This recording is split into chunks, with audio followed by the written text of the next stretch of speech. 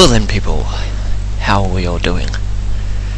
There's a shirt there. I don't know what that's doing there. Right. A few things I want to talk to you about today. The first one is a little thing that is close to my heart. No, I don't mean my lungs. Cough sweets. You know. Yeah, cough sweets. Now, back when Jakeman's, which is what these cough sweets are, back when Jakeman's started making cough sweets, they made black cough sweets. And they were just black cough sweets. They were aniseed, I think. Aniseed and like menthol, obviously, you know, eucalyptus, whatever they stick in them. But predominantly, the taste was aniseed, which was good because I liked aniseed because I liked aniseed balls. But that's besides the point. Then they brought out the yellow ones, which are honey and lemon and menthol. Well, sorry, honey and lemon menthol, which for some reason has got lactic acid in it. Not citric acid, as in lemon, as in from lemon of honey and lemon. No, lactic acid. Don't know why they've got lactic acid in them. I think they've all got lactic acid. Then they brought out just menthol and eucalyptus, which has also got lactic acid in it, which are white ones, you see. So we have black and white sweets and yellow sweets. So we have black, white and yellow. I mean, that's the racist people of today, well, the anti-racism people of today, you know, would hate that. You know, you got black, white and yellow sweets. They're not white. They're sort of a translucent white. So they're not white sweets. But yeah, you got black and white, and then you got yellow. So yeah, I mean, the anti-racism people are going to go nuts for them. Of course, then they brought out cherry, and they also brought out blackcurrant, and I think there's also another one, but I can't remember what it is. But I think there's 6 different flavours of Jakeman's cough sweets now. And when I say it's quite close to my heart, I meant they make them where I used to live.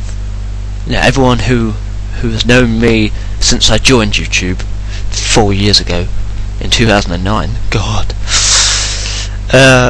knew that, you know, I lived in Boston, and they make them in Boston, and they still make them in Boston. Now, obviously the design has changed.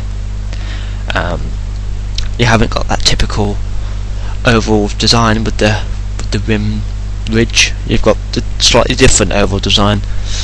That's because I think they're using a different machine, or I think they started using a machine. I'm sure they used to make them by hand or something. I can't remember. They can't really have done it by hand, can they? God, imagine if you made sweets by hand, that many of them. Fucking hell. But yeah, we've got a new design shape now, and we've got all these different flavours. Now, for some reason, because I love eating cough sweets, I eat them like regular sweets. You know, I eat that many of them, and I never really, you know, get a cough from them. And while I'm using them, you know, I never have a cough, unless it's just like you got something stuck at the back of your throat or something. You just sort of go. Yeah, but I never have a big coughing fit, you know, related to what you use cough sweet for. You know, like if you got a cold or something. I mean, if I've got a cold, then obviously I'm going to be coughing a shitload. But you know, but then if you've got a cold, you wouldn't want to eat cough sweets, would you? Because you'd want something to combat the cold, not just stop you coughing. And as much as you try, you're not going to stop yourself coughing while you've still got a cold, or the flu, or whatever. So yeah. So most people like to suck cough sweets just because, you know, they're nice sweets. You can get away with sucking them anywhere you like, except if you work behind a bar, I guess. You can't really eat things if you're behind a bar. Even a cough sweet, I guess, really. Because if you're eating a cough sweet at work, then you probably shouldn't be at work. Because if you're eating a cough sweet, it probably means you've got a cough, and people don't want you coughing into their pints. Because if you cough into a pint, your blood will froth everywhere, and you don't want that either. But yeah, But I think you can pretty much eat a cough sweet wherever you work. Really, you can eat cough sweets in the office. You can eat cough sweets if you're a fitness instructor. You can eat cough sweets if you're in the job centre. Again, if they try and stop you eating a cough sweet in the job centre, you just tend to fuck off. It's a cough sweet. Well, I've chewed chewing gum in the job centre and never said anything, so, you know. I've never walked in there with a big pack of crisps or anything, you know, it's like... Yeah, midnight at 2 o'clock. Never done that. I've walked in with a drink, you know, I pulled it out and, you know, I had a swig and I've been told not to. Don't know why. I mean, I've never spilt a drink in the job centre or anything, you know. The amount of fucking money it costs to buy a bloody drink nowadays, you wouldn't want to spill any of it, would you? Like £1.10 for them fucking little bottles of it. Fuck you. Obviously you're not going to be stupid enough to walk into work or into the job centre or wherever with like a can of beer or something, because you'd be a right fucking idiot if you did. But if you go in eating or sucking cough sweets, then you usually get away with it wherever you go. So I've been, you know, having cough sweets for years, and I love them. You know, I got addicted to them, really. All the different flavours, you know. I like blackcurrant, I like cherry, I like whatever the other fucking one is. You know, I like the white ones, I like the yellow ones, I like the black ones. And I think everyone's raspberry or something.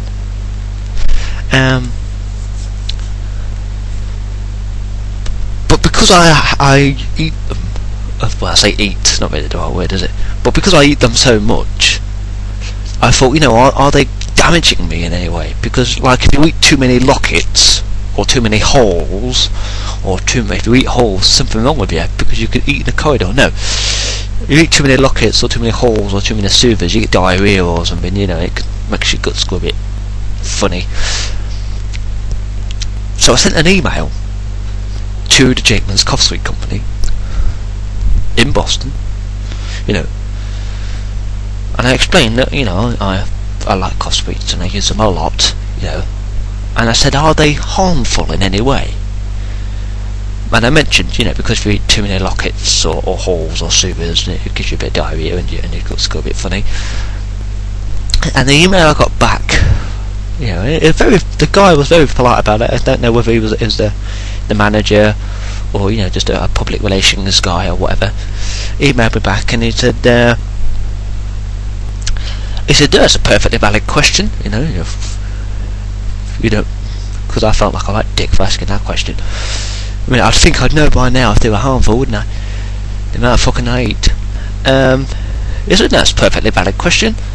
And he goes, as far as we can tell, you know, from all their studies or whatever they must have done studies, they're not harmful at all.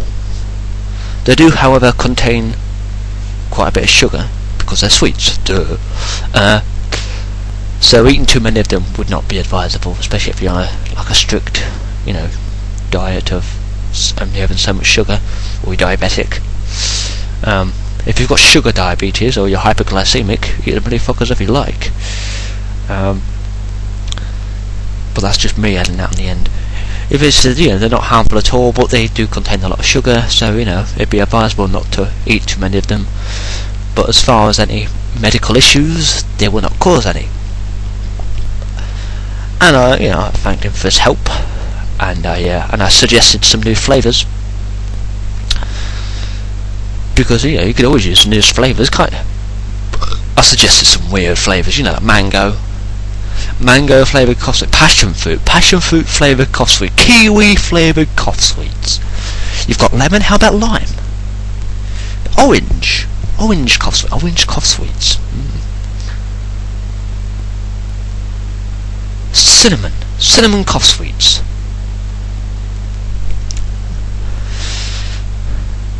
I don't think they took my ideas on board there for the flavours, but he did give you a piece of interesting information. He said they are working on releasing some new flavours very soon.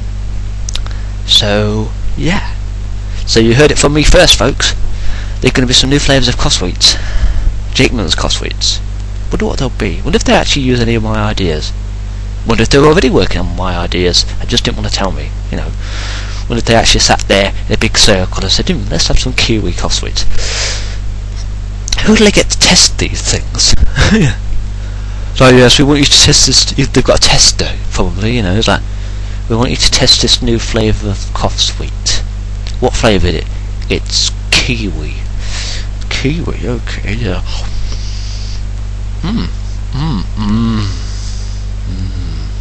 That's good. You can imagine it, can't you, really? You must have someone who taste tests, you know, because you can't just go, oh, that sounds like it could be a good idea, let's make them and see what the public think, because you'd waste a shitload of money if the public didn't like them, because they wouldn't buy them anymore, would they? No. So you need either a poll of, like, say, 100 people to see if the majority likes them, or you need a designated tester within the company to say, yeah, that tastes good. That'd be a fucking great job, wouldn't it? You just have to sit there and eat cough sweets all day. All different flavoured cough sweets. It's like, yes, we've made all these different flavours of cough sweets, we want your opinion on them. Obviously you wouldn't just sit there and eat them, you'd have to write up a report, you know, it's like, right, orange cough sweets, how's that? You can imagine doing it with the lemon ones, like, lemon cough sweet, right, lemon, flavour, lemon. Looks, 8 out of 10. Flavour, lemon, obviously. No, what's that? Nice and rich. Very citrusy. Good for the airways. I definitely recommend these. Then move on to the next one. You know, they must have someone to do that, hopefully. Or just test them on a product, stand there outside and with the big cardboard tray, test our new flavours of cough sweets. And you just walk by and you go, ooh, new cough sweet. What's this one? It's kiwi, sir. Kiwi? Sure, I came up with that idea.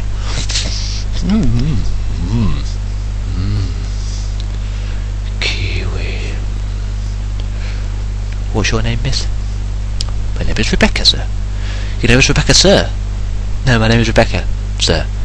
Well, Rebecca, with these kiwi cough sweets, I think I just fell in love with you. If you give me the entire box, I will marry you.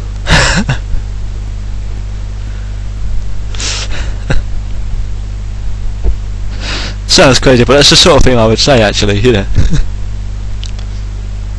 You know, you see them people that, you know, dress as statues and stand in any town centre, and they just sort of stand there, don't they, and you give them some money and they sort of move or whatever, you know, or they'll wave, you know. Just love to walk up to one and just go, boo! Just see what would happen. Or, you know, if it's a female one, you know, you just sort of creep up to her and you just go, and then you walk off. Or you put some money in the tin and go, I want a kiss. That sounds like a 6-year-old. I want a kiss. I want a bag of sweets, mummy. I want a bag of sweets, mummy. Mummy, mummy. I do that so well. Mummy, mummy, can I have a bag of sweets, please? Make a bag of sweets, please. Bag of sweets. That is so unfair. No, you can't have a bag of sweets. I say that, most parents are teenagers.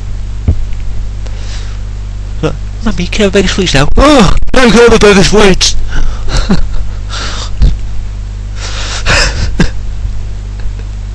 Teenage parents. So, you want to do me again? That is so unfair. But yeah, I digress. Yeah, it'd be a great job though, wouldn't it? You know, just to be a cough sweet flavour tester. Moving swiftly on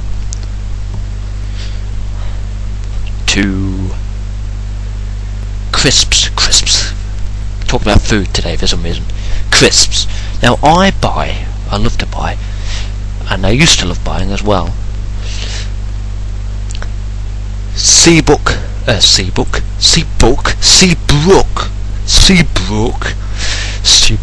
Scarborough, Seabrook crinkle cut crisps.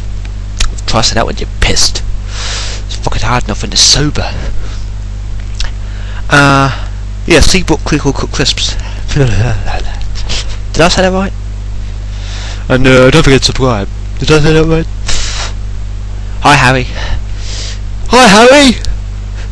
That's Ron from Harry Potter, isn't it? Hi Harry! You got dirt on your nose, by the way, just there. I watch that film too much. I don't watch it too much at all. I watch it hardly ever. It's just like you pick out these certain, you know, like sherbet, lemon. Anyone gets that, you know, then you're as sad as me. Which isn't very sad, really, unless you're one of these people that actually does watch it a shitload and really knows why, you know, it's sherbet lemon and not anything else. Yeah, it'd be fucking stupid. But yeah, so I buy a lot of Seabrook Crinkle Cut Crisps. Don't know why I did that. It's like they're just going to magically appear, right then, no. Buy a lot of Seabrook Crinkle Cut Crisps. I keep saying that now, you know. I can say it perfectly well. Seabrook Crinkle Cut Crisps. Seabrook Crinkle Cut Crisps. Crinkle Cut Crisps. Because like crinkle, then it's cut, and it's crisps. It's cr, and cr. You know, so you sometimes say crinkle cut crisps, or crinkle cut crisps, or kinkle cut crisps, or kinkle cut crisps. It's very difficult to say crinkle cut crisps. Yeah, so I buy a lot of Seabrook Crinkle Cut Crisps, and you could buy like a pack of 12 of them. It costs you like £2 or something. I mean, that's a bit dear for a pack of crisps, really, you know. Then again, price of everything goes up every year, doesn't it? You know, as soon as it starts costing you £3 or £4 for a pack of 12 crisps, and you just pick it up and you look at it and you'll go, fuck you! I'm paying how much for crisps? Because I'll buy a pack of 12 of them, and I could eat them all within an hour. Like, because I know they're mine, and because I know they're there for me to eat, because I bought them, you know, and it's only really me that's going to eat them, really. Most of the time. But I know they're there and I know I can eat them, and I will eat them. And then it must be something they put in it that makes me want to eat them, but it's fucking, you know, you get all these different flavours and you just want to no. One of these days I'm going to buy 2 multi-packs of them, you know, so I've got 24 packs of crisps. And then I'll probably still eat them all in 1 fucking hour, or 2 hours. Thing is, I eat all these crisps, and I eat all these sweets, and I drink so much beer. Sorry, bitter. I drink bitter. Or real ale, sometimes. But I never get any fatter. I don't get it. I mean, I'm not one of these person. I mean, everyone who knows me or has known me knows I'm not a big health freak. You know, I'm not one of these people that wants to go out for a run for 2 hours every day. I'm not one of these people that only wants to eat healthy food. You know, I'm not one of these people that will not eat crisps for 2 days just because they're fattening. You know, I do not prefer no fat milk because it's got no fat in it, you know. I won't drink decaffeinated coffee.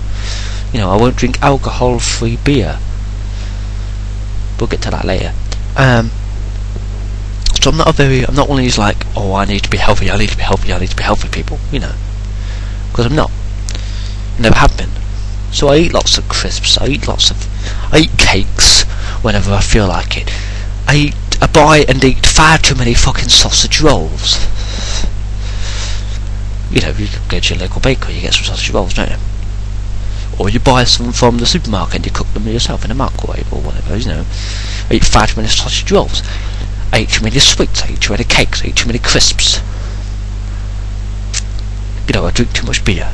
Bitter, whatever, you know. And, but I never get any fatter. But then I also never get any thinner, which is probably a good thing. You know, I don't look like I'm anorexic all the time. I mean, you know, I'm this slim. You can't really tell, but you know, I'm this slim. God, that looks terrible. You can see better now. You don't want to see better, trust me. But I'm this slim, but I never get any fatter, and I never get any thinner, which is good, I guess. You know, I mean, I'm not one of these people that says, oh, I've got a perfect body, I love my body the way it is. I mean, I do like my body the way it is, but I'm not one of these guys that, you know, is like obsessed with how I look. You know, I don't go up to girls in the street and go, I know you want to date this, but you can't have it, I'm too good for you. I'm not that sort of guy, you know. And I'm definitely not one of these guys that works out too much and goes, look at my six pack, look at my six pack, I've got a six pack. Look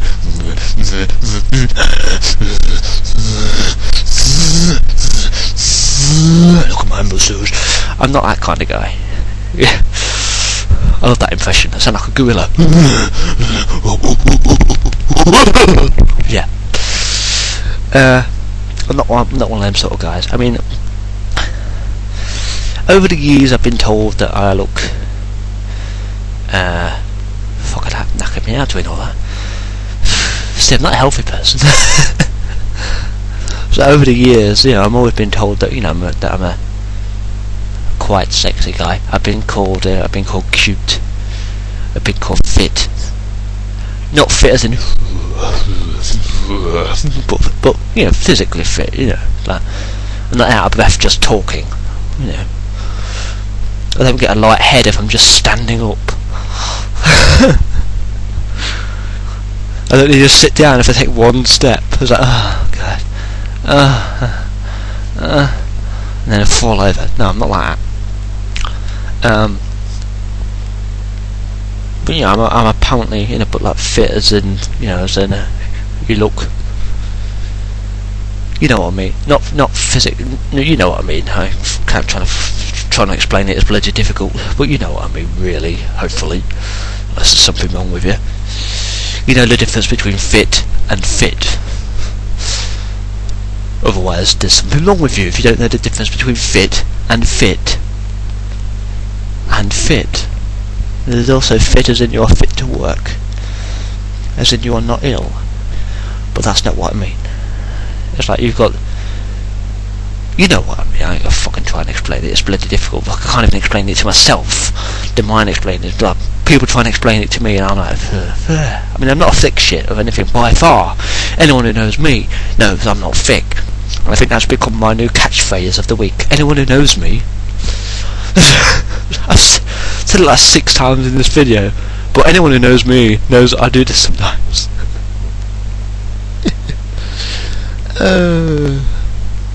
But I digress. That's my new catchphrase of the week as well. But I digress. I say it far too often. My catchphrase of my entire life. I think I'm always saying it, you know, especially on YouTube.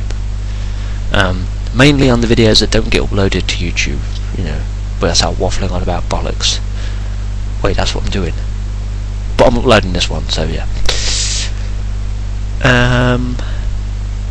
Yeah, so I've always been told that I'm, you know, moderately good looking, and I mean, I don't honestly give a shit how I look, you know.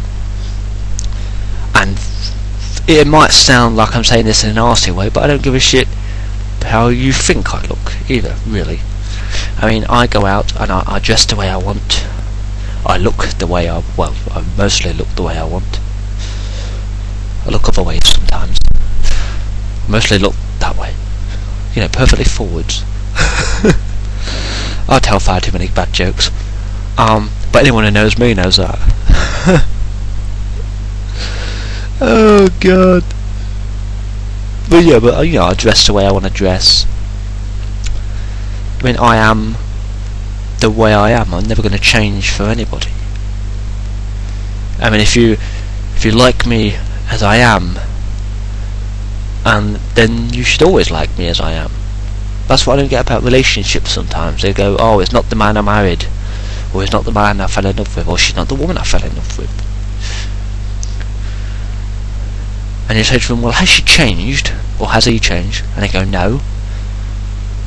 Well, so they're exactly the same person you fell in love with, aren't they? It's just you thought you could get with them and then change them to how you want them. If you fell in love with the person for how they are, 2 or 3 years down the line, you can't say, oh, I don't love him anymore because he's not the person he used to be. Especially if they're exactly the same. I mean, like if you marry someone who's big and fat, and then 3 years down, and you obviously married him or got with him knowing he was big and fat, because you obviously met. And then 3 years down the line you go, oh, I don't want to be with him anymore, he's big and fat. But then it's like, well, you obviously liked that when you got together with them. You can't just suddenly not like that now. Now if they've physically changed, then, maybe that's the thing you should discuss with them. You don't just sort of say, oh, I don't love you anymore because you've got fat, or whatever. I don't love you anymore because you look anorexic. Just fucking stupid. And just that term, I don't love you anymore. If you don't love them anymore, you never loved them in the first place. Love is forever. Love never dies. When you love someone, you might split up with them, and you might start loving someone else. But if you love someone, you will always love them. Even if they're a total cunt to you now, you still love them, because you loved them in the first place. But that's besides the point. On the end of a pencil. The point is, on the end of a pencil. I just told you that. But my point is, right here on my jeans. No. God, you knew I was going to do that. You knew. The point is, I will always be the way I am, and that people have to accept that. I mean, I'm not perfectly happy with my body. I mean, I have a number of issues with my body. I mean, we'll start with physical issues and then move on to physical issues. Even though that sounds like it's the same thing, you know what I mean in a minute. I don't like, not to put too much of a point there, I don't like my cock. Okay? Although I'm always been told, that it's the right size, it's the right shape, I've sometimes been told it's too big. I don't mind. And they don't mind. Just hurt them a little. But they don't mind, obviously. But to me, maybe it's the angle I look at it, I don't fucking know, because I'm looking down on it, I don't know, it always looks too small to me. Could just be me, could just be, it's burned into my head that it's tiny, or whatever, but I don't like it. Don't like the shape, but I don't like the length, don't like the width, don't like the depth. But then you talk to other guys, and most of them don't like theirs either. So it's like I'm not alone in that respect. I mean, I don't like sometimes that, when I've been drinking, I don't like sometimes I have a little beer gut, which will disappear after like a day or two. Don't like that. I don't like having a little beer gut. I mean, I don't mind having a beer gut, if it's there a bit longer. But I don't like just developing a beer gut that would disappear one day later. It's just like you look down after you've been out drinking and you go, got a bit of a beer gut, and the next day you wake up and you go, sure I had a beer gut yesterday. I tell people on chat sites I haven't got a six-pack, I've got a keg. It's less attractive, but you get more drink out of it. Like a woman without curves is like a road without bends. You get to your destination quicker, but the ride is boring as hell. But yeah. And I don't like my beard and my moustache. Because it never grows properly. It grows in, the beard grows in dribs and drabs here and there with big gaps, and the moustache never gets any longer. It grows to the same length, and that's it. And it's really fucking annoying. And I get this little bit of a beard in the crack where, just below your lip and just above your chin, and it's fucking annoying because you can never shave it properly. As much as I try doing this when I shave to flatten it, it still doesn't work, and I still can't shave it all off. So after having a shave, I've probably still got a hair or two that stick out here. I look like fucking stupid. I don't like my hair. I mean, I like my hair, you know, I have nice hair, nice black, like jet black, you know, hair. I've always had jet black hair. I was born with it, essentially. Which is weird because my hair's black, and my hair's black, and my hair on my legs is black, you know.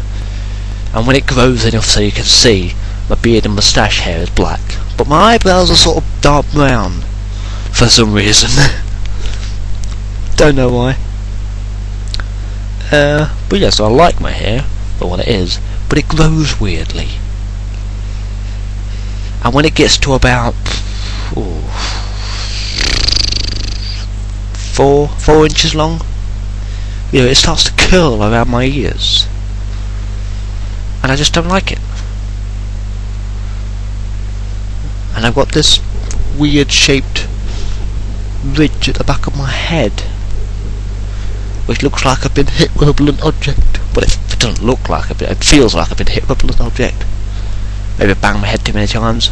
It's like it's gone in at some point, like someone's created a valley in my head, which makes my hair grow even weirder, because it doesn't know where to grow at that particular point. It doesn't know whether to go forwards, backwards, left, right.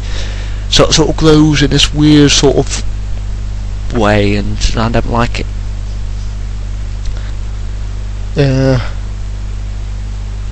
I do love my eyes though,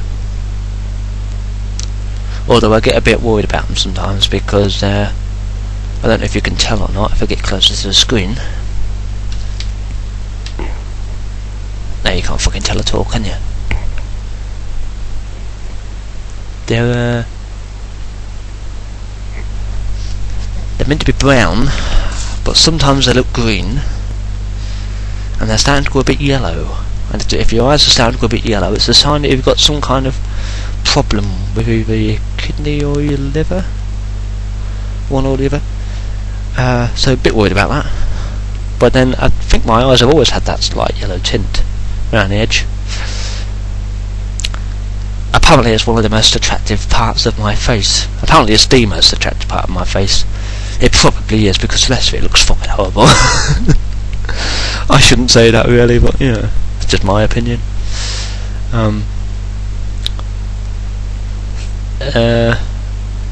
But you look at yourself and you always go, you know, I'm ugly, don't you?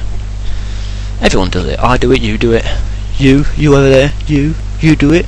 You do it. You definitely do it. And you down there, you do it. I've seen you. Yeah, we all do it. You know, we all look at ourselves in the mirror and go, God, I'm ugly. You can be told as much as you like that you're not, but you're still yourself going to believe you're ugly. You're still going to believe you're too fat, or you're too thin, or you're too tall, or you're too short, or your eyes are the wrong colour, or whatever. I mean, I look at myself in the mirror and I know my eyes are the wrong colour, because my eyes are meant to be yellow.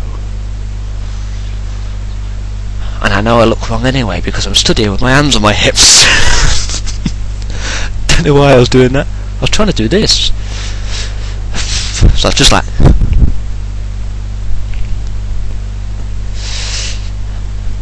I'm doing it again now. But yeah, I'm always going to look the way I look. So that's what I don't like about me physically. Now I can tell you what I don't like about me physically. And you'll see what I meant by the differences. First of all, I have a slight limp. I've had it for many years, and I think it was caused quite a few years ago. One of the first times I fell off my bike. Not like when I was 6 years old or anything like that, but you know, like somewhere around the age of 12ish, you know. I really whacked my kneecap, and since then I've been walking a bit funny. Now I don't mind as much, because everyone who sees me walk says, "Oh, you walk like a gangster, you do." I've never seen a way a gangster walks, but I guess they mean like you walk like a gangster as in you walk like you know, someone from Goodfellas or from The Godfather or Scarface, you know, because normal, like regular gangsters, you wouldn't know they were gangsters, so you wouldn't know how they walked, would you really? You're not going to go up to them and go, "Are you a gangster?" "Yes, can I just see the way you walk for a minute?" Because apparently I walk like a gangster. Because they're going to say, "No, fuck off, I'll stab you, you bastard," or whatever, you know. They're probably not going to say that. I don't know why I thought that. You say it to the wrong person, they'll threaten to fucking stab you. But, I mean, I think I've threatened to stab people before, but, you know. But everyone knows when I say it, I'm joking. Most of the time, you know. I used to say it to my friends, like, "Stop taking the piss, I'll stab you." And they know I'm just having a laugh, you know. Of course, I've threatened to stab a few girls, but that's a different way of stabbing.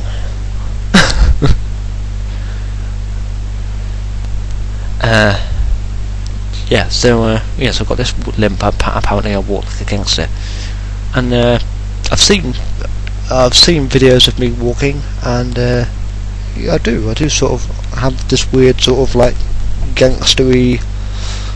I wouldn't say limp, because it's not really a limp. Yeah, it's like it's like you watch Scarface and watch how Al Pacino walks. You know, I don't mean with the whole like edge with his arms, but I mean like just the way he walks normally. That's how I walk essentially. And I've walked like that for years, but I don't like it. I mean, I don't mind, because at least I'm not walking like a dick, like a lot of people do. But I don't like it, because I don't like having this slight limp. Other issues. A few years ago, several times I broke my my right collarbone. I think I broke it 3 times in pretty much the same place.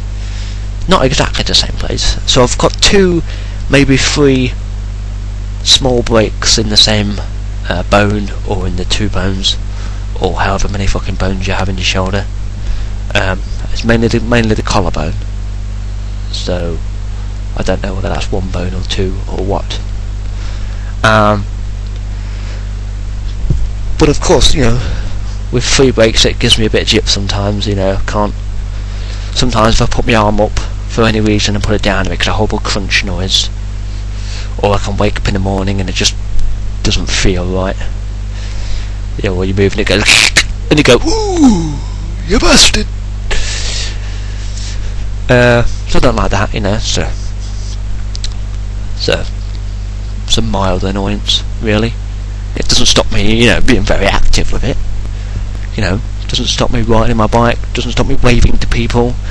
You know, it doesn't stop me doing star jumps if I want to, or pretending to flap my wings. You know, I ain't got any wings. You know, or doing this, like on some of my videos. Doesn't stop me doing karate if I wanted to learn karate. Doesn't stop me playing pool. And before you say it, yes, you do use your elbow when you're playing. Your elbow, your shoulder when you're playing pool, because your arm goes back like this. You don't just use your elbow, do you? Something wrong with you. You just use your elbow to play pool, because you're gonna lift your cue up in the air for a start. You know, like your entire arm goes, like when you're pulling a chainsaw. You know, like when you're playing the guitar. I can't play the guitar, but that's your entire arm as well. It doesn't stop me doing anything like that, but it's just sometimes it's a bit wrong. And of course then we move across and we have my left shoulder, which has an even weirder problem. I've never done anything wrong to my left shoulder. Well, I've never broke it, I've never bashed it too much. You know, I've never done anything to really hurt myself this side of my body, the entire body really. But I have a trapped nerve somewhere around here, you know, just below where the shoulder joint is, sort of parallel to the armpit but on the outside. and it's apparently in a place where it can't be fixed because of, you know, you can cause nerve damage or whatever. And every so often, could be tomorrow, could be next week, could be next month. Sometimes it's a couple of days a week, sometimes it's once a week, sometimes it doesn't even happen for 2 or 3 weeks. Just at random, it might suddenly decide to make my arm go funny, and then I can't use it. And if I'm holding anything, it's on the floor because I can't hold it anymore because I ain't got grip. And I've tried to live with it as best as I could because there's nothing I could do about it. But it can affect work. It can affect your day-to-day life, really, because if you're carrying, say you're a house mover, or you are a courier, or a delivery man, or whatever, and you've got a box of very fragile goods, and your arm goes, your box is on the floor, your fragile goods is broken. So I try not to carry anything in this arm, because at random, you know, it's not because I've got something heavy in the arm, it's just, it randomly decides. It could do it right now, if it just felt like it. You know, and you try to ignore it, and I've tried all sorts of things to, like, get rid of it when it happens, you know. Sometimes bashing it up a wall helps, or just hitting it. But most of the time just ignoring it works. And after about somewhere between 4 and 20 seconds it goes back to normal again. But that's still 20 seconds that you can't do anything with the sand. So even if you were a soldier, you know, you're holding your sniper rifle, you're about to kill Bin Laden or something, you know, and then your arm goes and you drop your rifle on the floor and you've missed your shot. Well, you don't drop your rifle on the floor because you're still holding it in the sand, wouldn't you? But you drop it, you know, and then by the time your arm starts working again, it's moved, and you might never get a good shot again. You know, it literally could be the difference between life and death. So yeah, it can really affect any form of work. Now, of course, I don't use that as an excuse not to work. But when you apply for a job, you have to tell your potential boss about your problem, whatever it is. Because if you don't, and then you have a problem at work and whatever, then, you know, basically you lied to your boss when you took the job, because, you know, you led them to believe that you were perfectly fine when you actually weren't. But you can't say, oh yeah, I'm physically disabled, it's a disability, because it's not. You know, it doesn't. To be a disability, it has to affect your day-to-day life, and it doesn't. It can just, what's the word? It doesn't affect your day-to-day life because, you know, because it doesn't happen every day. It can, there's a word. I'm trying to think of a word in my own language, and I can't do it. Well, it's not in my own language, because demons speak a different language. But in English language, it could potentially affect your day-to-day life, but it actually doesn't. It can affect like 1 day, or it can affect 2 days, or it can not affect for an entire month. But if you haven't told your potential boss about it, then the minute it happens, and if you happen to be doing something important at the time, you can lose your job for leading people to believe that you were perfectly fine, even though you're not, even though you are. It's a very complicated situation. Of course, then we move further up, and we have my eye. Now, quite a few years ago, when I was clicking my fingers, I actually started clicking with this hand now, because I can do it with this hand perfectly, but I can't There's that. When I was about 12, I think. Or was it? Yeah, but I'd be 12, just ready to become 13. You know, a couple of weeks before turning 13. I had somebody's two front teeth stuck in my eyebrow. I didn't knock him out of his head and then just like stick him in my face or anything like that. I was talking to my friend, and this guy pushed him from the back, and through no fault of his own, he happened to have quite large front teeth. You know, it wasn't like a rabbit or anything. You know, they were just, you know, they were larger than the two teeth you have next to them, which is quite normal, really. Not like he was unnaturally big-toothed or anything. And of course, as this guy pushed him, he ended up jamming his teeth in my eyebrow, which obviously, you know, didn't please me very much, because, you know, I've got someone's teeth in my eyebrow, blood pouring down my face, you know, right there in the middle of school. You know, you go into the headmistress and you go, I think I've got a bit of a problem. Because I went to the loo first to see how bad the damage was. Yeah, because like right side of my face, you know, my vision suddenly went a bit red, and I thought, oh shit, I'm in trouble here. So I said, gnat. Was it a fly? I don't fucking know.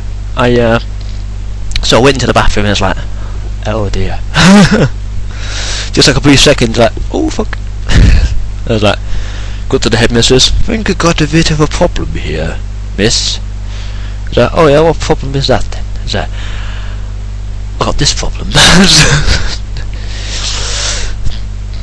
I think it was the headmistress, whoever it was went, oh, okay. And they obviously realised that sending me to the school nurse was going to do nothing. So someone, whoever it was, ran quickly for an ambulance, and we beetled up to the hospital. Whereupon they stuck that glue shit in and sealed it all up for me. But since then, I can randomly, for no reason at all, have a headache right here. Obviously, right above where it went in. So, like, obviously, like, you know, damage a nerve or something in there, and I can get a massive blinding headache, and it really fucking hurts. And no amount of painkillers, as strong as you can get, will help. So if I happen to get one of these headaches randomly, I have to stop essentially everything I'm doing,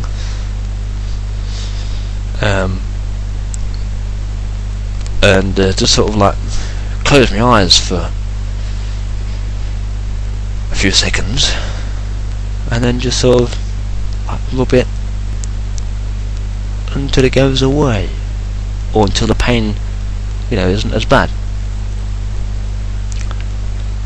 Like, it doesn't stop me working or anything, right? I mean, I can still carry on working. I can try and ignore it as much as I can, and sometimes getting an ice cube and rubbing it across just above my eyebrow works, which makes people laugh in the pub.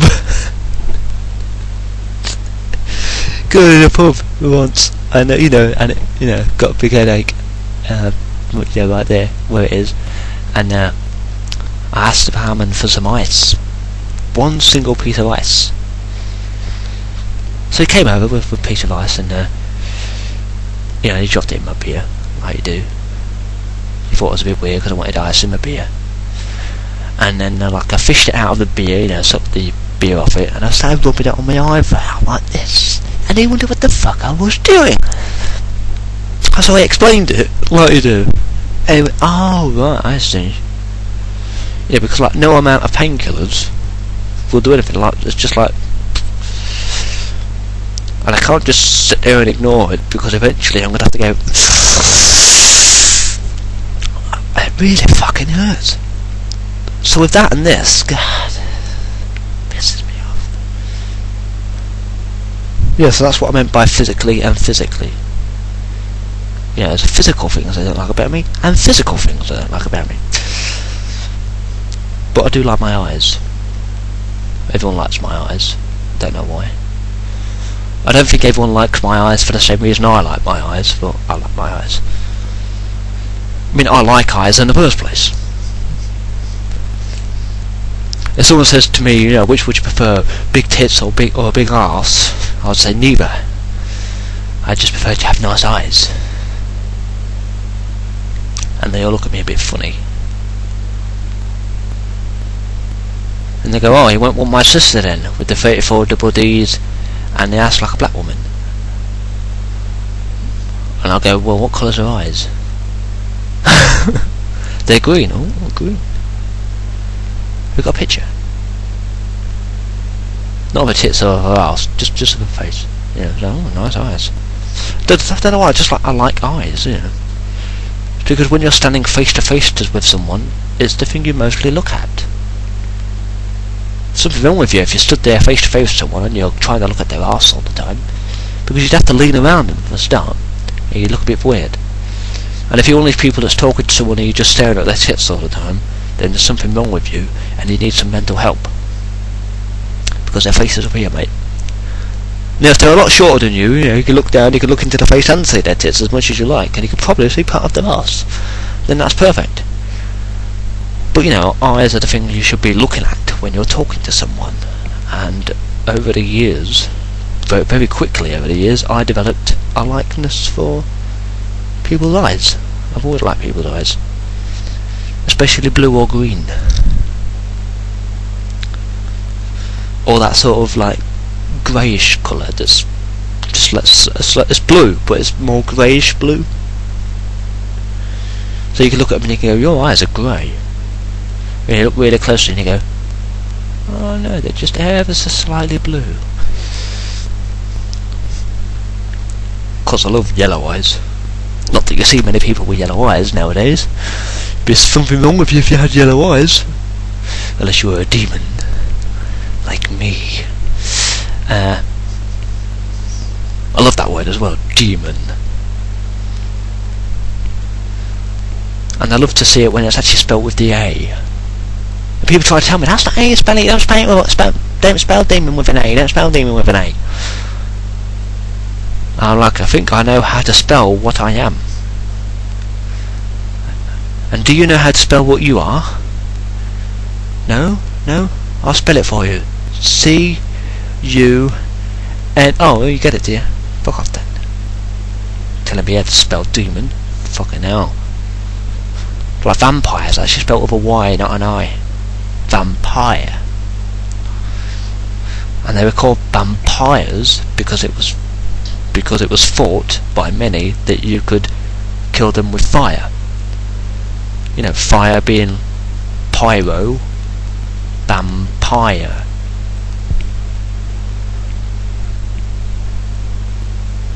So at some point people started spelling it with an I, and that's all you ever see, vampire. You see it in literature, you see it in films, you know, like Blade, he's half vampire, half human. How can you be half vampire, half human? If you're a vampire, you're already half human. Because that's what a vampire is.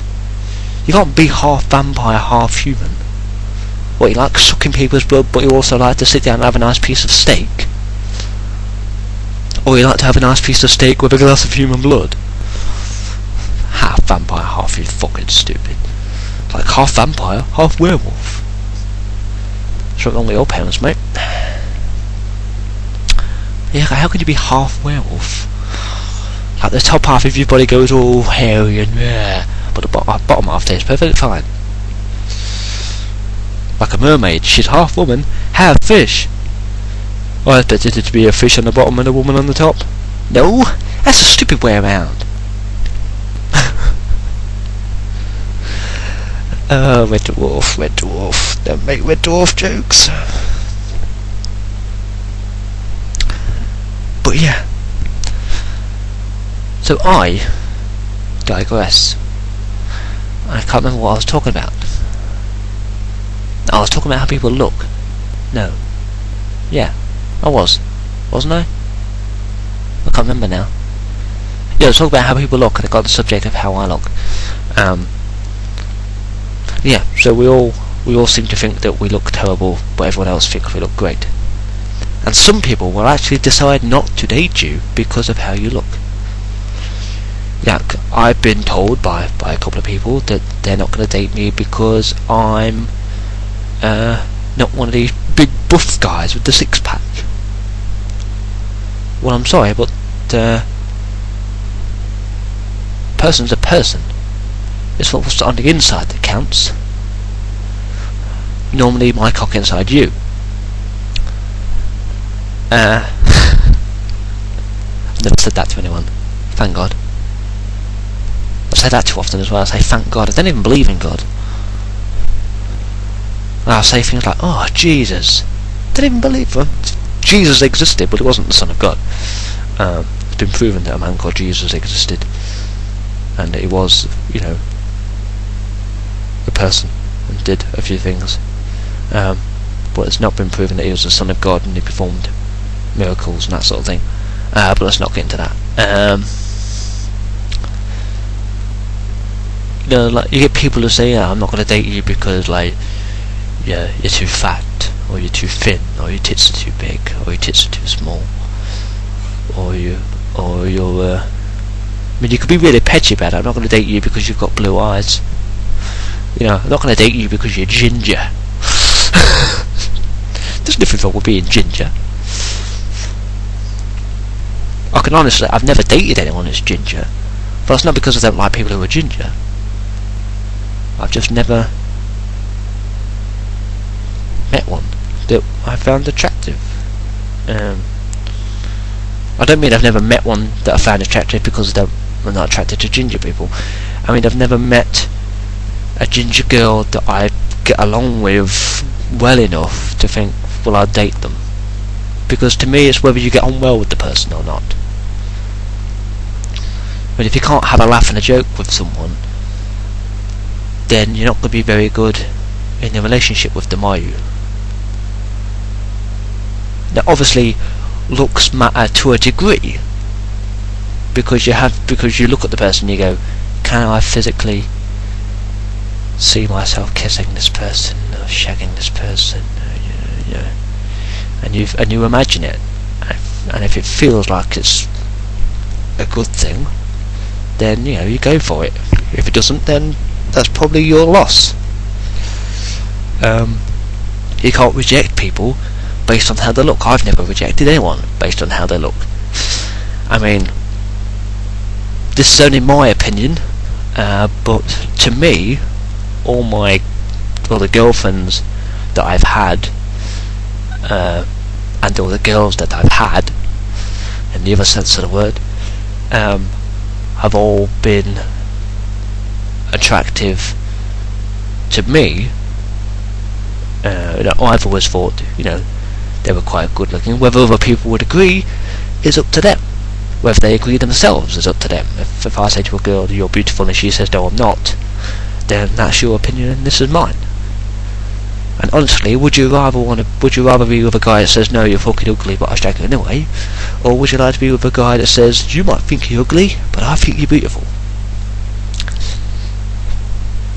I mean, you'd have to be a sicko to pick the guy that thinks you're ugly shit, or the girl that thinks you're ugly. Because if you date someone who doesn't find you attractive, then they're soon going to leave you for someone they do find attractive. Then again, if you date someone purely based on looks, you are no doubt going to find someone who you think looks better than them, and so you're going to leave this girl that you think is sexy as fuck for someone who's even sexier. Which is why you should ignore looks when it comes to having a relationship. Same with age. I've been rejected based on age before. I mean, I'm at that age now where everyone's either too old for me or too young for me. I don't think they are. I don't care. I mean, if I'm talking to someone who's like 36, they think I'm too young for them.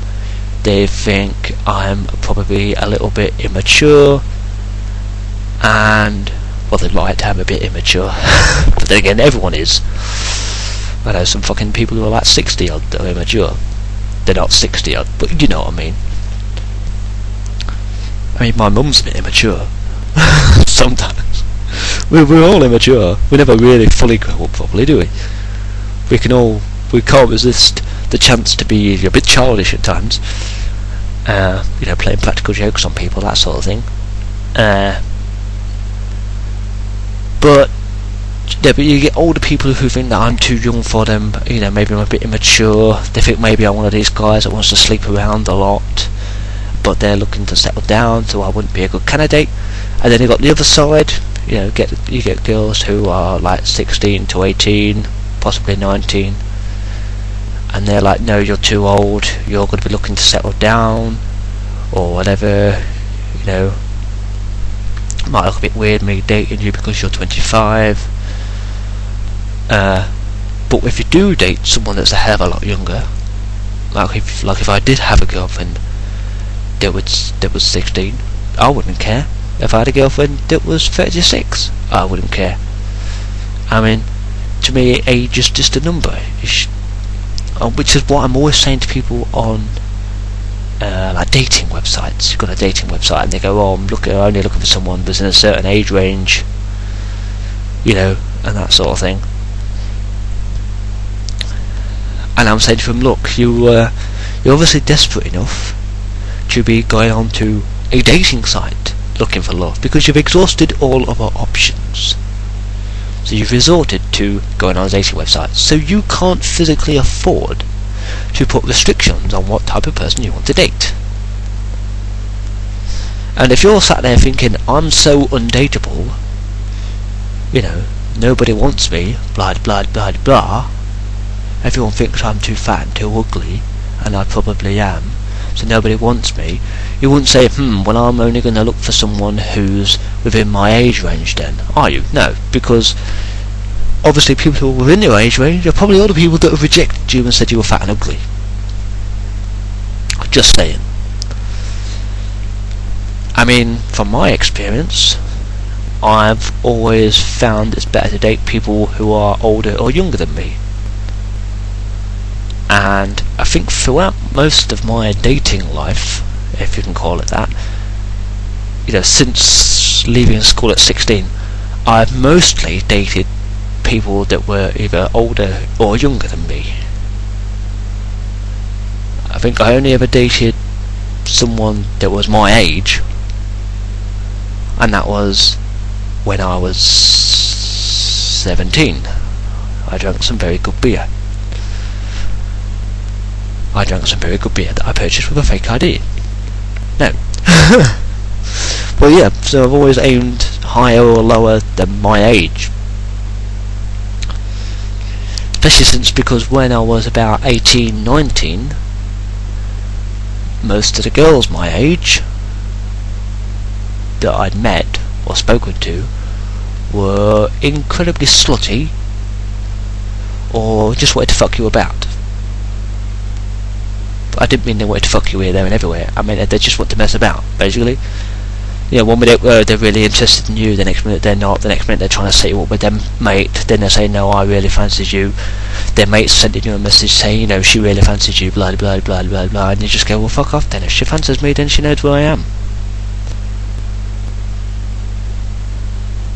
And I hate people like that. But that seems like that's all they wanted to do. You either get the slutty ones or the ones that just want to mess you about. So I aimed higher and lower than my age, because it got to the point where I thought, well, every girl must be like this at my age then, so I'm going to go for people who are my age. So I dated a 32-year-old, I've dated a 16-year-old, dated another 16-year-old, I dated a 24-year-old when I was 19, I was with someone who was 19 when I was 22, you know, and you know, all sorts of the age range. And as I get older, I still don't care whether you're 16 or 36. Obviously, when I reach 36, you know, hopefully I'll have found someone a bit more permanent by then. You know, probably got married, had a couple of kids, or whatever. But by the time I'm 36, I'm still not going to give a shit whether you're 16 or whether you're 36. Because to me, age is just a number, and you can't really put a restriction on love. You can't help who you fall in love with. I mean, obviously I always aim for people who are old enough to date.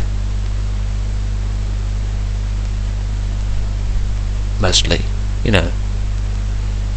I wouldn't knowingly enter into a physical relationship with someone who wasn't old enough. Unless I wasn't old enough. Obviously when I was before 16, you know, any girlfriends I had were around the same age as me. But yeah.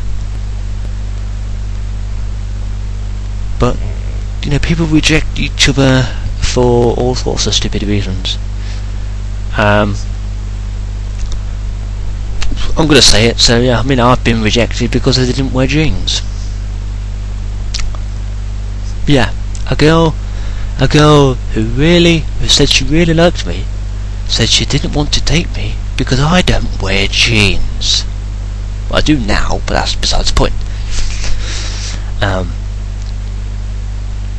So I'm a really nice guy. You think I'm a really nice guy. You could quite happily see yourself dating me. You could quite happily, you know, you've obviously imagined yourself in bed with me, and it's obviously a good thought to you. But then you've thought about it and said, well, I really like him, I really want to be with him, but he doesn't wear jeans, so fuck off. Really? I mean, that's like me saying to you, I won't date you because you don't wear trainers. Or I'm not going to date you because you wear checkered baseball caps.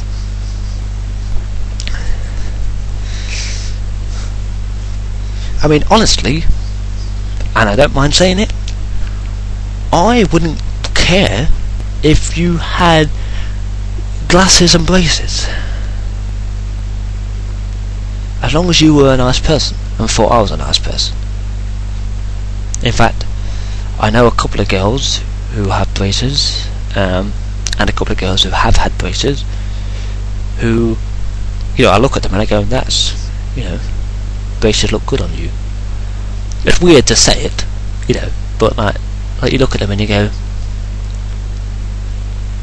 yeah. Because some people look horrible when they've got braces, you know, they smile and they've got braces, and you sort of go, no, not attractive at all. Then again, it still won't bother me, because I don't go on looks. But you can look at people that have braces, and some of them you just go, you look great with braces. And they do. They look,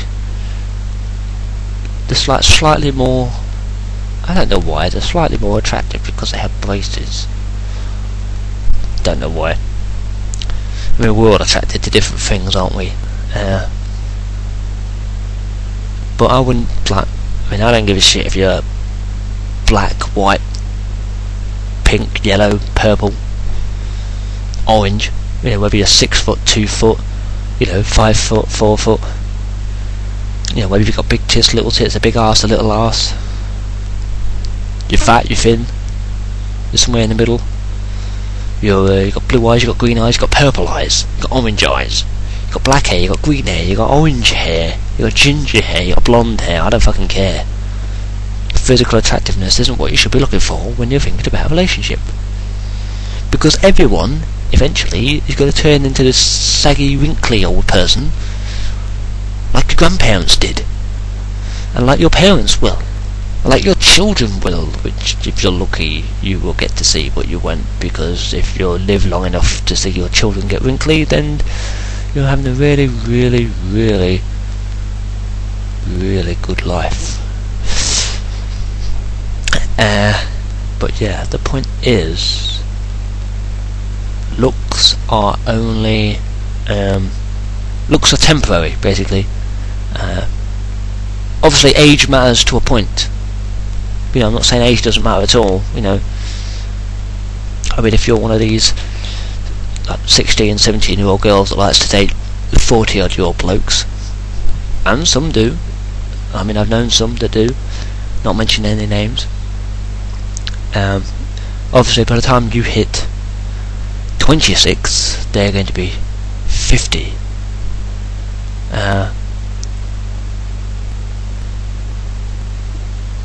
So any hopes of having a long that long happy relationship together is gone, because you're not within the same age boundaries, basically. I mean, I'm 25. If I was dating a 16-year-old, then by the time I hit 55, she'll be 46. When I hit 65, she'll be 56. And you know, all being well, we'd live to reach those ages. But obviously, if you're 16, 17 and you're dating someone that's already 40, by the time you get to 40, they're probably going to be dead, or they're going to be like pushing 76 or something, and you're not going to want that, because eventually you're going to reach the age of like 30 odd, if not before, and decide you want children. But by the time your children even reach 16, your older boyfriend or older girlfriend is probably going to be dead, which is not something you want, really. So age matters to a point, but it's not the be all and end all. You can't say, oh, you're a really nice guy, or you're a really nice girl, I really like you, you seem like the perfect person for me, but you're just too old, or you're just too young. You at least give it a go, and you try not to let age get in the way. Obviously, if you're having sex and like one of you gets out of breath really quickly, then you know, maybe that's a cause for concern. Possibly. But yeah. So let's see, cough sweets, crisps, attractiveness, age. What else was there that I wanted to talk about?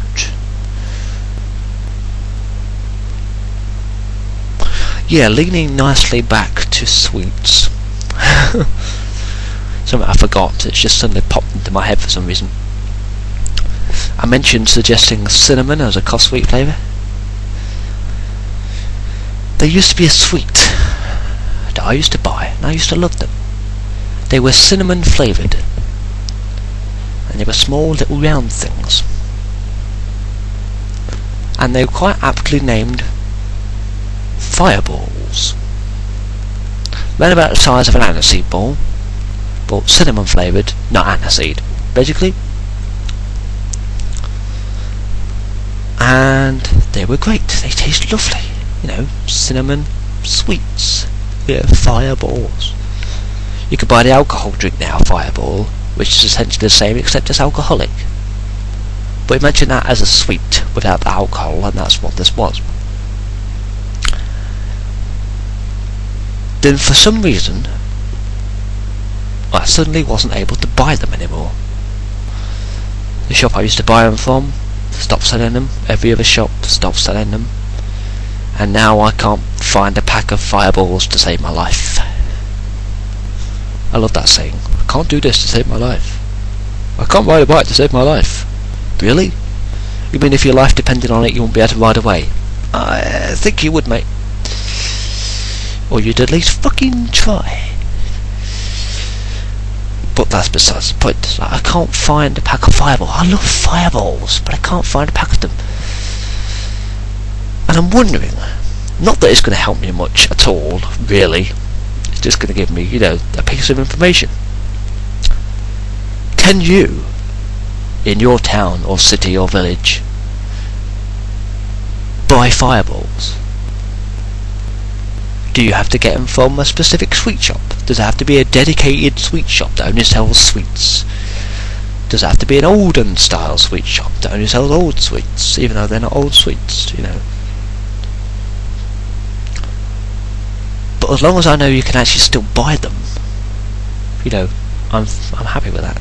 I might not be able to buy them anymore, but as long as they're still on the go, I'll be happy with it.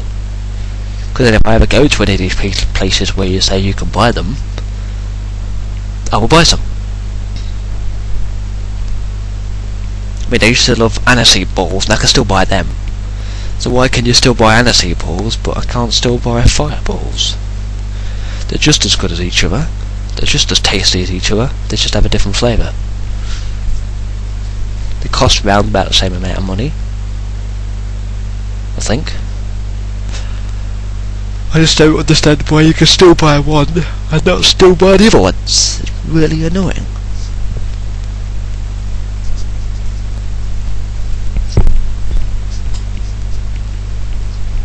Yeah.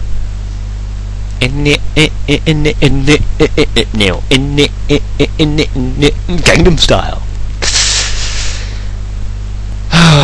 Right. And the very last thing I want to talk about is a dream I had last night. It's a dream I've been having for a while, and I think I've already mentioned it. And it's not just a dream, it's also a prediction. It's not a predictive dream, but it could be a predictive dream. But I mean, like, I'm not just dreaming about it, I actually think it's probably going to happen anyway, whether I was dreaming about it or not.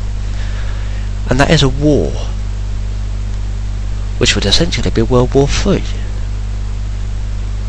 I think, or I predict, a riot. No, I predict I predict a war very soon, probably within the next couple of years, started by a nice little, well, I say nice, by a little country, if you can call it a country, depends on your definition, or a little country called North Korea. Now, I've been saying this for quite some time, a couple of years actually, and there's been media about it. You know, you can buy, I think one of the Splinter Cell games is about North Korea starting a war. I think the game Mercenaries is about North Korea starting some kind of war. There's a few other games like Operation Flashpoint or something, which is about North Korea starting a war. So I'm not the only one that thinks about it, but I'm probably the only one that thinks about it seriously. Now, recently in the news, well, I say recently, I don't mean recently, within the last couple of months, there was a news story on English TV, it was probably worldwide, I don't know, about South Korea being hit with what seemed like an information warfare attack. Now, I've always said if World War III was started, it would be started with information warfare attacks. So South Korea was hit by information warfare attacks recently, and it is believed that these attacks came from North Korea.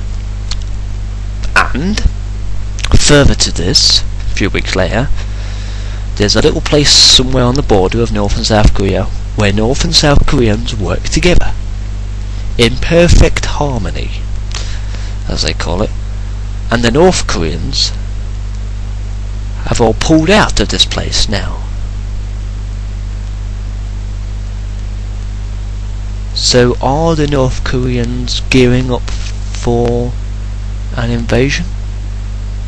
Who knows? But I've always, for the last 2 or 3 years, said that World War III will happen very soon, and it will be started probably by North Korea, and it will be started probably with information warfare attacks. And here we are 2 or 3 years down the line, and we hear that South Korea has apparently been hit by information warfare attacks from North Korea, and there we go. So in a couple of years, you know, probably by 2015, I'd say there's probably going to be World War III, probably started by North Korea. And I think I've mentioned this in a video before, about who will be on whose side and whatever. And I think I've mentioned the dream before as well. I explained the dream a little more now, since I seem to have had a more in-depth dream this time. But I appear to be, in my dream, not myself, which is good, because this person dies, which isn't good, but, you know, No one wants a dream about themselves dying, do they? No. So the person I am in my dream is actually a South Korean soldier fighting in streets and buildings, like houses, hotels, that sort of thing, you know. And it seems that the person I am in this dream is part of a group tasked with clearing this specific area. So they're going from, you know, building to building, whether they be bombed out or whether they be perfectly fine, you know, clearing the buildings out, make sure there's no enemies in them, and killing any they find, taking a few prisoner, whatever the orders were. I don't get to see what the orders are, which is weird, but yeah, this dream happens, and what always happens in the dream is the squad of people get not quite to the end of their little area they have to clear out, and they go into a building which seems to be a house, and they're clearing it out room by room, and they all move up the stairs, and they're clearing the rooms out of stairs, and the guy I am goes to this room over here, so to the left of the staircase, and as he kicks the door open, ready to storm in and anyone who happens to be in the room, or just storm in to look, or, you know, toss in a flashbang or whatever, as he kicks the door in, the door's rigged, so as he kicks the door in, it explodes, basically, big explosion, fucking kills him instantly. I don't see what happens to his squad, because upon the point of the guy dying, that's the end of my dream, and I wake up. So if this actually is going to happen, which I think it is, because I'm dreaming about it far too much, then a South Korean man is going to kick in a door and get blown up. So whenever this happens, if I hear about a South Korean man kicking in a door and getting blown up, I apologise. I've been dreaming about you for 2 or 3 months now. Fucking weird. It is weird. These dreams are bloody weird. I don't like dreaming about people that aren't me. I'd hate it even more if I was dreaming about me, you know, in the war and dying. But I don't like dreaming about people and them dying, because then when it happens, it's like, well, I knew about it before it happened, you know.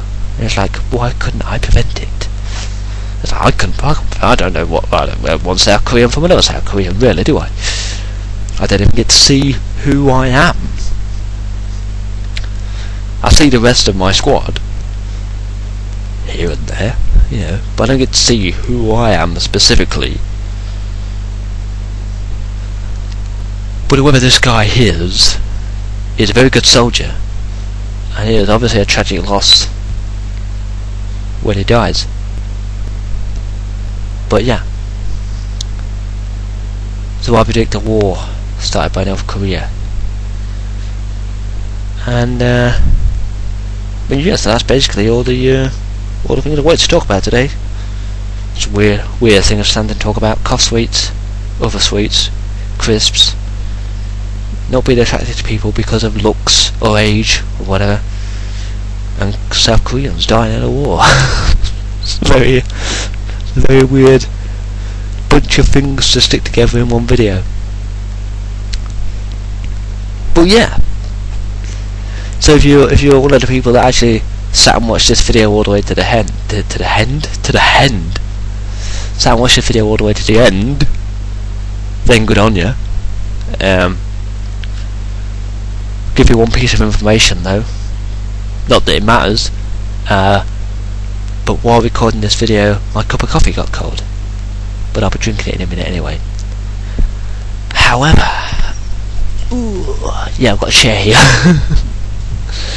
You probably know that anyway, because, you know, see me record videos sat in it.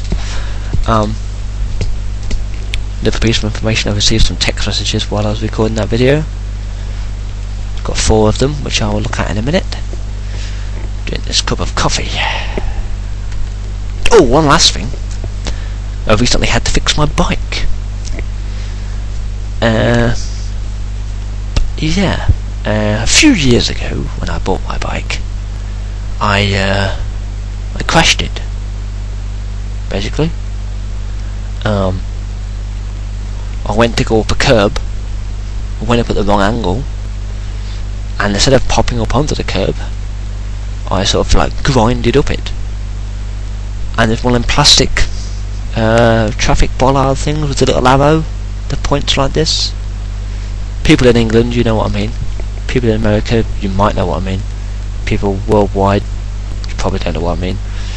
But I popped up the curb a bit too soon. I wasn't aiming to. Hit the bollard, and fell off my bike. I rolled over, got up totally fine. I think I made it uploaded a video about it. But back then, when I did that, it twisted my handlebars. I just recently went out on my bike. I went to turn a corner, leant over like you do, used the brake a little bit, my back wheels skidded round, which I expected it to, and which I meant for it to. But as it happened, my front wheel, stayed perfectly lined up, while my handlebars turned, which I didn't want them to, which caused me to fall off. But I didn't fall, and end up laid on the floor like an idiot, or whatever. I managed to step off the bike as this happened, let go of it, I performed some sort of karate stance as I just sort of leap off it and go whoo, whoo, much to the delight of these 3 people who were watching. Well, I don't think they were very much impressed by it, but I think they were probably expecting me to fall off, and I didn't. Probably disappointed them, really, and anyone else who might have been watching at the time. And I stood my bike back up, and I realised my handlebars twisted. And as I went to twist them back, I realised that they're very loose. Because I could just do this with them. I could hold the front wheel like this, and I could do this with the handlebars, basically. And that's not what you should be able to do on your bike, because it means your steering is always going to be a problem. So obviously it needed fixing. Obviously other things needed doing to the bike too, so I did them first. Tighten the brakes up. I locked my gears, because I never used the front gears, on the pedals, because they never worked properly. So I locked them so they're always permanently in the top gear. The back ones still work. Not that I use them either. But yeah, and I tighten the brakes up, that sort of thing. To raise the seat slightly because it was a bit low, and straighten the seat. Then started working on the handlebars. That was fun. But I think I've managed to fix it. It doesn't you have to really force the handlebars to turn them from the wheel now. I haven't tested it yet. I'm not going to enjoy going out on my bike and trying to test this. What I'm going to do is I'm going to try and twist the handlebars before I go out riding, because if I can easily twist them, then obviously not worth going out riding and testing. If I can't easily twist them, I should be fine, and my bike should be perfectly fine for a few more years. Obviously when I crashed it, it loosened the handlebars, and over the years they've just got looser and looser. Like when you very slowly develop diarrhea, crap gets looser and looser. And so hopefully I'll fix that. Which is weird, you see, because normally I could fix technical shit, I could fix people's mobile phones, I could fix your computer if you had some sort of issue with it, whether it be hardware or software. As long as I knew what the issue was, once I worked out what the issue was, I can normally fix it. You know, I can normally fix anything electrical. But I can never fix something as simple as your brakes don't work on your bike, or your gears keep slipping, or whatever. I can't fix anything like that. So really, when it came to fixing my bike, I thought to myself, I'm not going to be able to do this. I'm probably going to have to buy a new fucking set of handlebars, which also means you've got to buy a new set of forks, which means a new wheel. Well, you can take your old wheel off, I guess, put it on your new set of forks. But I thought I was going to have to replace the entire front end of my bike, which would probably be cheaper just to buy a new bike, which I wasn't looking forward to. So hopefully I've managed to fix it, and hopefully it stays working perfectly. Because if it doesn't, then I'm going to throw a hissy fit, and I'm going to kick the crap out of my bike and threaten it and whatever, and lose my rag with it, and probably throw it in the nearest river or something, or just throw it in a body of water deep enough that, you know, I'm never going to see it again. Or just going to fucking screw the whole thing apart and just leave it.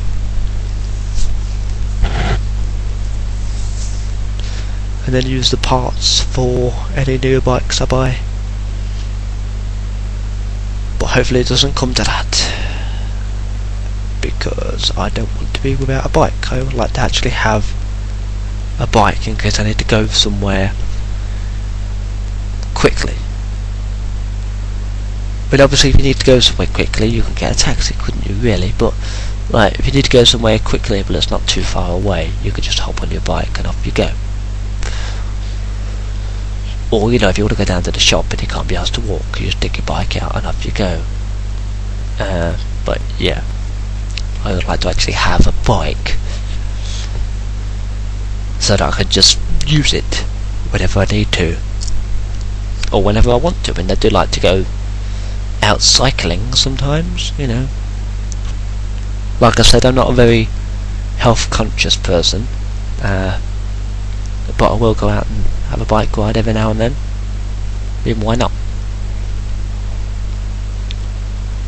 I mean, I'm not one of these people that will be a bike a marathon. Probably I'll give it a go, probably, but no, I'd probably never bike the entire way. But yeah, not much of a marathon type person.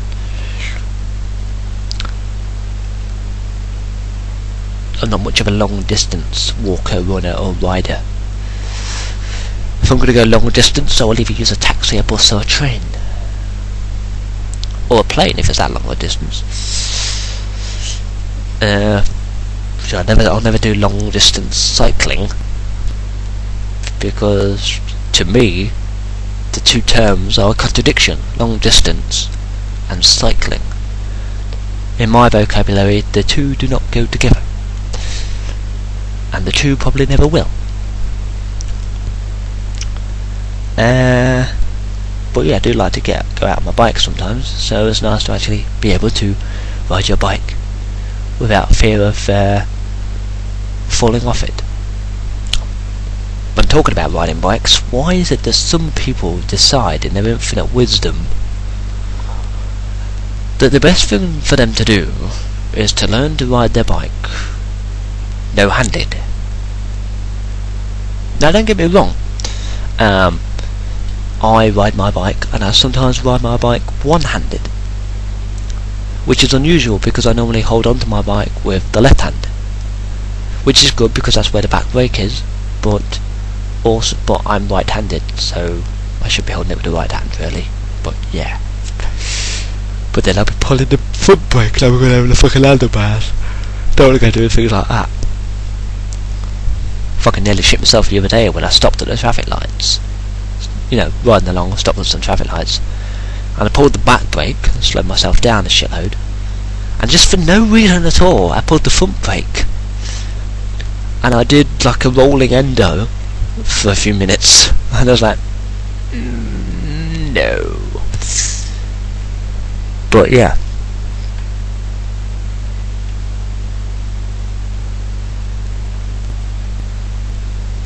Just went to shut my door and it's still fucking stayed up. Yeah. So, you know, so I got a bit worried there. I thought I was going to go over the handlebars and end up on the floor flat on my face with a bike up my arse. Well, you know, I managed to do it while leaning back, so that was good. But I'm not one of these people that likes to show off too much on my bike. I mean, if I'm riding one-handed, I'm not doing it to show off. Obviously, if someone learns to ride their bike no-handed, they're just showing off. They're just being a clever cunt. And when they fall off, it's fucking hilarious. And when they fall off, it really bloody hurts them.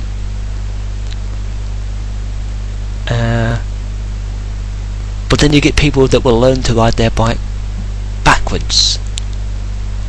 They will sit backwards on their bike and ride. You can't see where you're going, you can't steer, but they will ride their bike. And you'll be sat there and you'll be thinking, you know, you're riding your bike, you know, maybe ride your bike one-handed. You ride your bike no-handed, you're pushing it a bit, you know, just showing off now. But you're riding your bike backwards? No. There's far more important things you could be doing than learning to ride your bike no-handed or backwards. Okay? You know, way more important things you could be doing. I mean, you can imagine if some of our world's greatest inventors decided that instead of inventing their world's greatest inventions, they would just learn to ride their bike backwards. Or no-handed. You know, we wouldn't have the light bulb because the guy who invented the light bulb couldn't be asked. He just decided to ride his bike backwards. You know.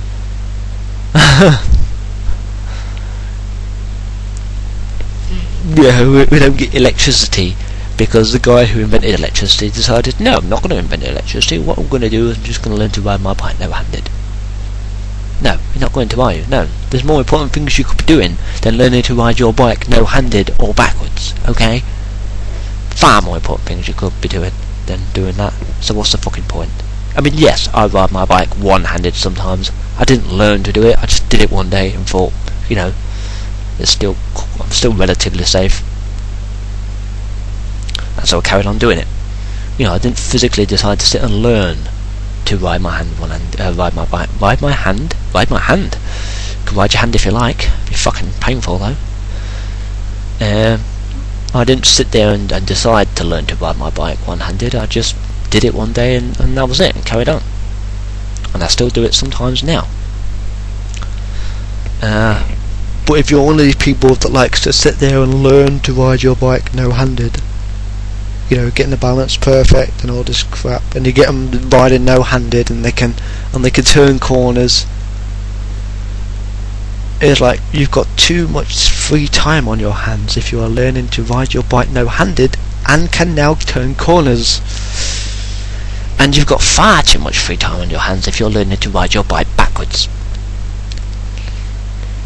If you want to look like a clever cunt while riding your bike, get a recumbent bike and learn to ride that. Don't be learning to ride your bike no-handed or backwards, it's bloody stupid. You're not big, you're not clever, you're not impressing anyone.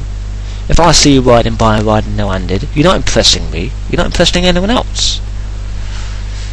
There's far more important things you could have been doing.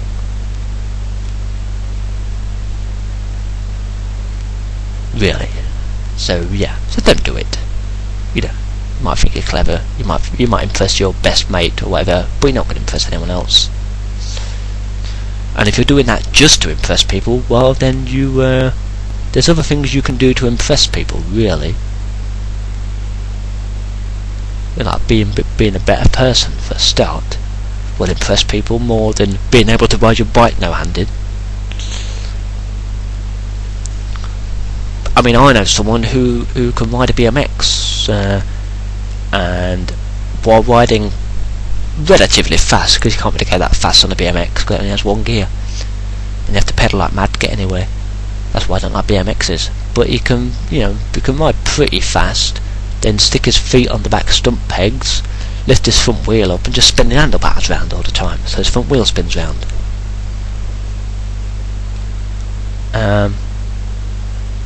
Now that is, you know, quite clever, because that is a stunt you're actually doing. You know, if you decide you want to be a stuntman, or you want to be like Matt Hoffman, you know, pro BMX rider, then you know you're already on your way there. You know, you're riding a skateboard and you learn how to jump and do a 360 pop shove it or something. Then you know you're well on your way to being the next Tony Hawk or whatever. You know, but there is no reason to learn to ride your bike no-handed, and there is definitely no reason to learn to ride your bike backwards. Especially because if you're riding your bike backwards, you don't know where you're going. And it's quite funny to see someone ride backwards straight into the side of a truck or something. It's fucking hilarious. It really is, actually, you know. It probably hurts them, you know. Yeah, they probably put a big dent in the side of the truck. But it's funny to watch. Because your immediate reaction is to go, oh, that guy's hurt. And then your immediate reaction after that is to go, well, the fucker shouldn't have been riding backwards, should he? Idiot. And then you just carry on with it. You don't go over and help them. You just carry on with what you do. You can bleed to death for all you care. Now, if he was riding his bike forwards, wasn't being a dick or anything, and crashed, then you'd go over and help. But if they're riding their bike backwards, they're asking to crash into something, and they're asking for, you know, some serious injuries. So when they get some, it's their own fault, really, isn't it? Yeah, so I'll leave you that thought, and I will upload this video, and it's probably well over an hour long. And if it is, and you managed to sit all the way through it, good on you. I do like uploading longer videos, especially since I can. You know, I can upload longer videos, so I might as well.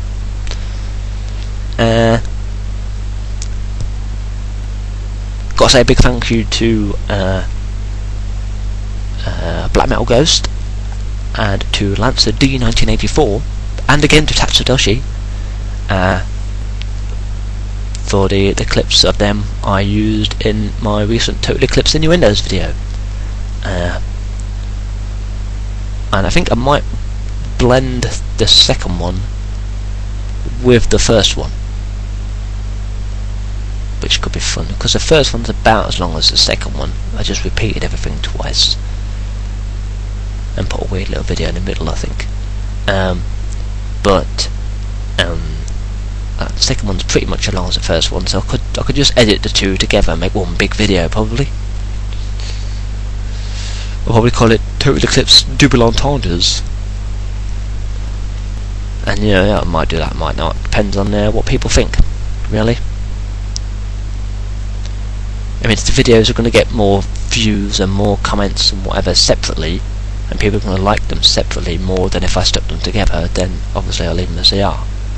But if people would rather see them all in one place, apart from the fact that that would be a little bit weird, then I'll quite happily do that, and then I can use YouTube's video editor to do it.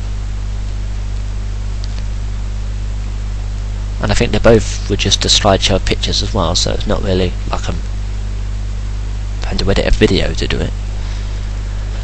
But yeah, so thank you for watching this video, and I will see you all again soon. And I don't know why I said it like that at all. I mean, I don't know why I said it like that at all. Yeah, oh yeah, stop messing about. Sorry, Shinnikers. But hello, darling. Hold your noise. Get stuffed. What did you say? Oh, I love that film. Anyway, see you later. Bye.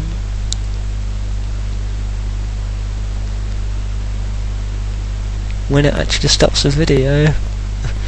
I'm not going to sit here looking like a cunt all day. Come on, you bastard. Fucking stop now.